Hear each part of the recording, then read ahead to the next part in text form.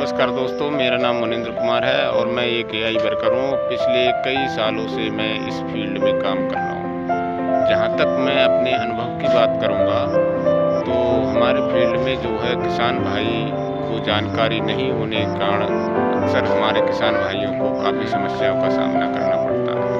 जैसे जो भारत देश है, वहाँ के किसान भाई हैं, उनका जो मुख्य व्यवसाय है वो है पशुपालन, और पशुपालन जब उत्पादन देगा तभी हमारे किसानों की आय बढ़ेगी। तो हमारे पशुपालक जानकारी के अभाव में दरअसल हमारे यहाँ समस्या है कि भैंस हमारी नहीं रुक रही है, और भैंस कई साल जो है खाली रह जाती है और खाली खिलाते रहते हैं। इससे हमारी उत्पादन क्षमता है उस पर भी काफ़ी प्रभाव पड़ता है, तथा जो किसानों की आमदनी है उस पर भी प्रभाव पड़ता है। दरअसल किसान भाइयों को ये जानकारी नहीं है कि हम अपनी भैंस को हमें कब जो है गर्भित कराना चाहिए या कृत्रिम गर्भाधान कराना चाहिए। वहाँ जो है उन्हें जो है उसकी टाइमिंग या समय को लेकर, सही समय को लेकर उनमें जो है भ्रांतियाँ हैं तथा कन्फ्यूजन है। कुछ किसान भाई जो फील्ड में हमारे हैं वो कहते हैं कि भैंस ठंडा आने दो, यानी भैंस ठंडी पड़ जाए, 1 से 2 दिन बाद हमें कराना चाहिए, उसके बाद वो भैंस ठहर जाएगी। लेकिन ऐसा नहीं है दोस्तों।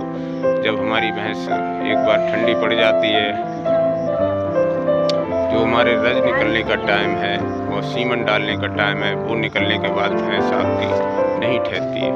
तो हमारी किसान भाइयों की समस्या है कि भैंस का जो कराने का, कृत्रिम गर्भाधान कराने का सही समय है वो क्या है।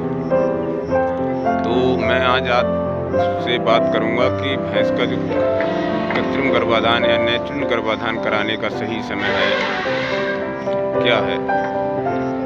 तो भैंस हमारी जब भी जो है गर्मी पे आती है, तब किसान भाई क्या करते हैं, सुबह जब भी गर्मी में आई उन्होंने या तो बुल के पास, भैंसे के पास, या जो कृत्रिम गर्भाधान कार्यकर्ता को बुलाकर उसका कृत्रिम गर्भाधान करवा देते हैं। और कृत्रिम गर्भाधान कार्यकर्ता अक्सर क्या करते हैं, पैसों के लालच में और टाइम की बचत की वजह से कृत्रिम गर्भाधान जो है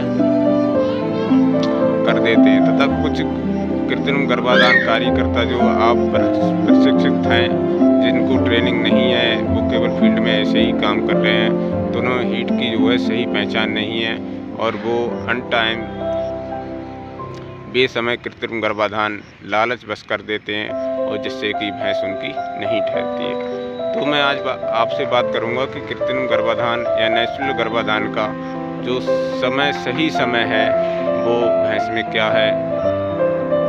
तो भैंस का जो सही समय होता है वो हमारी हीट से काउंट होता है। जब भी हमारी भैंस सुबह हीट पे आती है, कि मान लीजिए आपकी भैंस सुबह 6 घंटे पर 6 बजे जो है हीट पर आई, और आप जो है उसे जो है हमें जो है शाम को 6 बजे या 5 बजे उसमें कृत्रिम गर्भाधान करवाना है। या ऐसे मान लीजिए कि आपको जो है 12 से 18 घंटे के बीच में हमें उसका कृत्रिम गर्भाधान करवाना है। और कृत्रिम गर्भाधान करवाते समय हमें ध्यान देना है, भले ही एक बार को आपको एआई वर्कर आपको ये सब चीज़ें ना बताए, लेकिन फिर भी हमें ये ध्यान देना है कि भैंस का जो डिस्चार्ज है वो पतला होना चाहिए, और भैंस का डिस्चार्ज होना चाहिए, और भैंस का जो डिस्चार्ज है वो पारदर्शी, बिल्कुल साफ होना चाहिए। उसमें किसी प्रकार की जो है गंदगी या पस या मैल नहीं होना चाहिए, तभी आपकी भैंस जो है रुकेगी। इसके बावजूद भी आपने कृत्रिम गर्भाधान 12 से 18 घंटे के बीच में करा दिया है और भैंस की जो है हीट शांत नहीं हुई है, और 12 घंटे बाद वो पुनः डिस्चार्ज डाल रही है या जो है आगे डालती रहती है, तो एक बार हमें पुनः उसमें 12 घंटे के अंतराल पर एक बार फिर से कृत्रिम गर्भाधान और या सीमन उसमें डलवाना है। तब आपकी भैंस श्योर जो है 100% जो है भैंस आपकी रुक जाएगी। तो दोस्तों, मेरी दी हुई जानकारी आपको शायद सही लगी होगी और आप इस पर ध्यान भी देंगे, और आप जो होने वाले नुकसान से बचा जा सकता है। जय हिंद, जय भारत। मेरे चैनल MK एग्रीवेट फार्मिंग को like and subscribe and share करें। जय हिंद, जय भारत।